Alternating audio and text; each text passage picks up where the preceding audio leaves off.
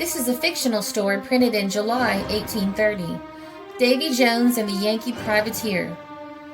We had refitted and been 4 days at sea on our voyage to Jamaica when the gunroom officers gave our mess a blowout. The increased motion and rushing of the vessel through the water, the groaning of the masts, the howling of the rising gale, and the frequent trampling of the watch on deck were prophetic of wet jackets to some of us. Till, midshipman-like, we were as happy as a good dinner and some wine could make us, until the old gunner shoved his weather-beaten phiz and bald pate in at the door. "Begging pardon, Mr. Splinter, but if you will spare Mr. Kringle on the forecastle for an hour until the moon rises."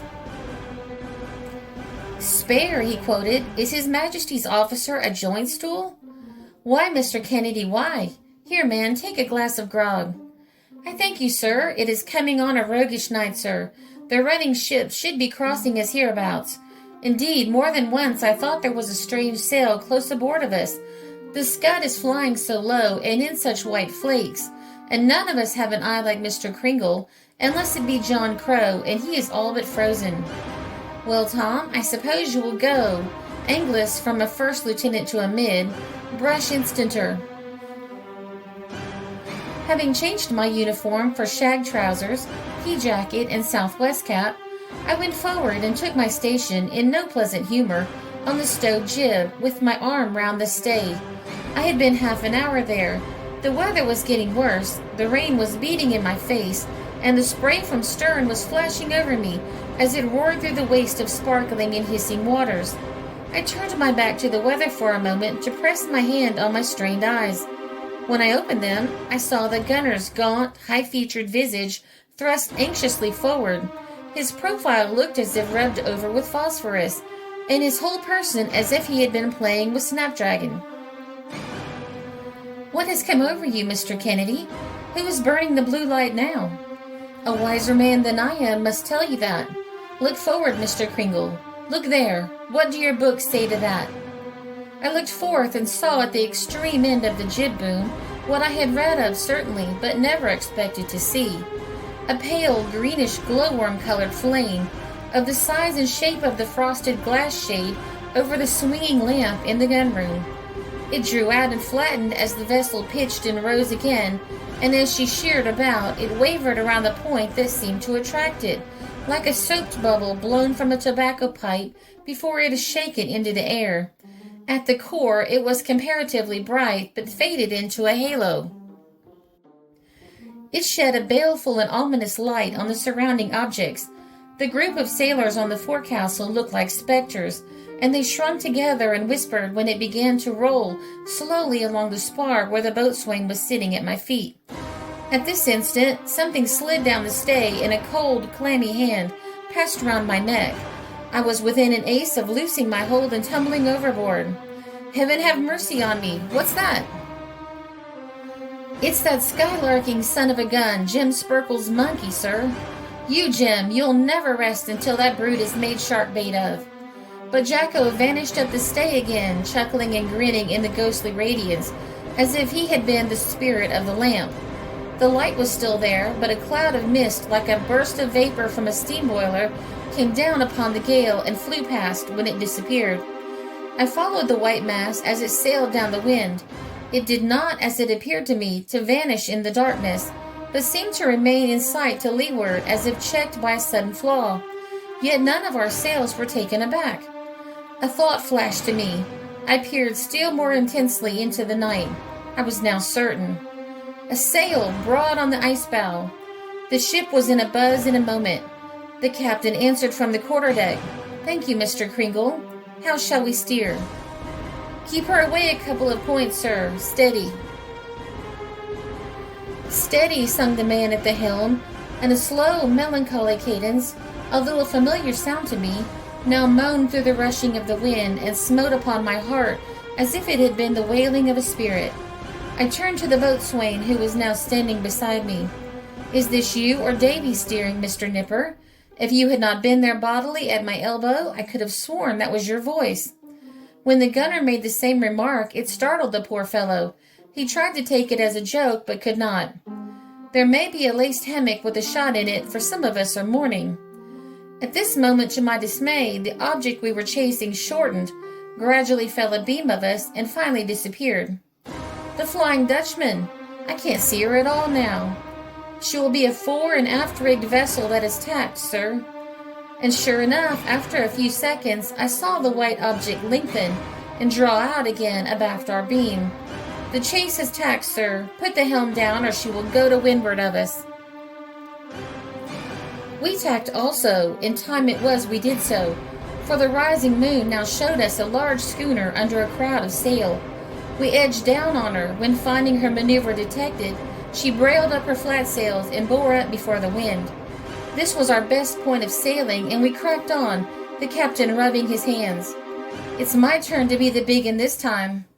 Although blowing a strong northwester, it was now clear moonlight, and we hammered away from our bow guns. But whenever a shot told amongst the rigging, the injury was repaired as if by magic.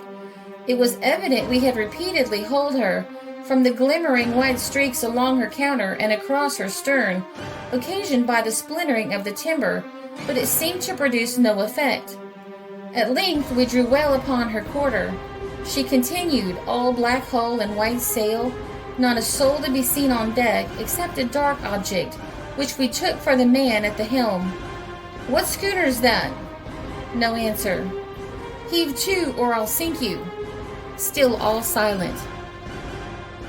"Sergeant Armstrong, do you think you could pick off that chap at the wheel?" The Marine jumped on the forecastle and leveled his piece when a musket shot from the schooner crashed through his skull and he fell dead. The old skipper's blood was up. "Forecastle's there, Mr. Nipper. Clap a canister of grape over the round shot into the boat gun and give it to him." "Aye, aye, sir," gleefully rejoined the boatswain, forgetting the augury and everything else in the excitement of the moment.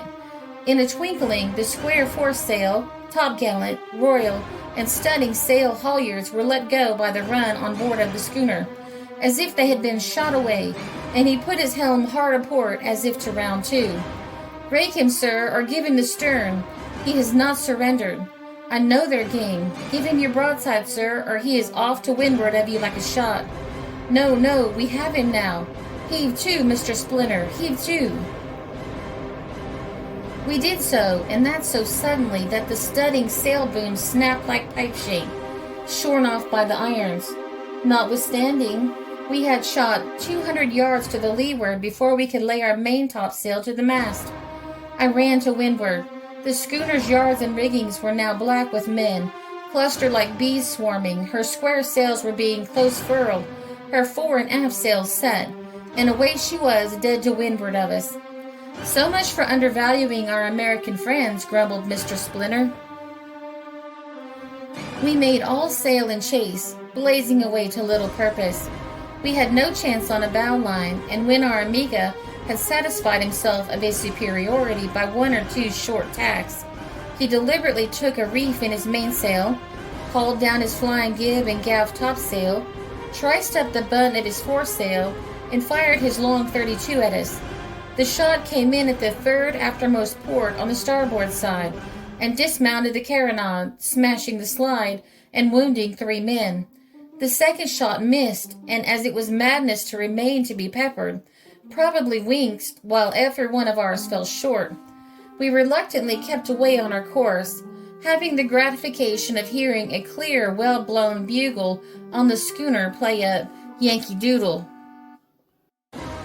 As the brig fell off, our long gun was run out to have a parting crack at her, when the third and last shot from the schooner struck the sill of the midship port, and made the white splinters fly from the solid oak like bright silver sparks in the moonlight. A sharp, piercing cry rose into the air. My soul identified that death shriek with the voice that I had heard, and I saw the man who was standing with the lanyard of the lock in his hand drop heavily across the breach, and discharged the gun in his fall. Thereupon a blood-red glare shot up into the cold blue sky, as if a volcano had burst forth from beneath the mighty deep, followed by a roar and a shattering crash, and a mingling of unearthly cries and groans, and a concussion of the air and of the water, as if our whole broadside had been fired at once. Then a solitary splash here and a dip there, and a sharp yell, and low, choking, bubbling moans, as the hissing fragments of the noble vessel we had seen fell into the sea, and the last of her gallant crew vanished forever beneath that pale, broad moon. We were alone, and once more all was dark and wild and stormy. Fearfully had that ball sped, fired by a dead man's hand. But what is it that clings black and doubled across that fatal cannon, dripping and heavy, choking the scuppers with clotting gore, and swaying to and fro with the motion of the vessel like a bloody fleece? Who is that was hit at the gun there? Mr. Nipper, the boatswain, sir.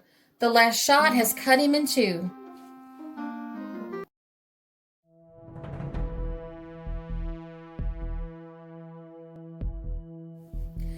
This story first appeared in Blackwood's magazine for July 1830.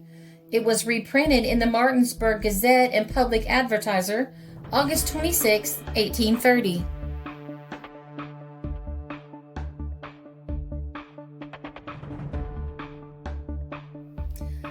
This is a Country Road production because history is fascinating.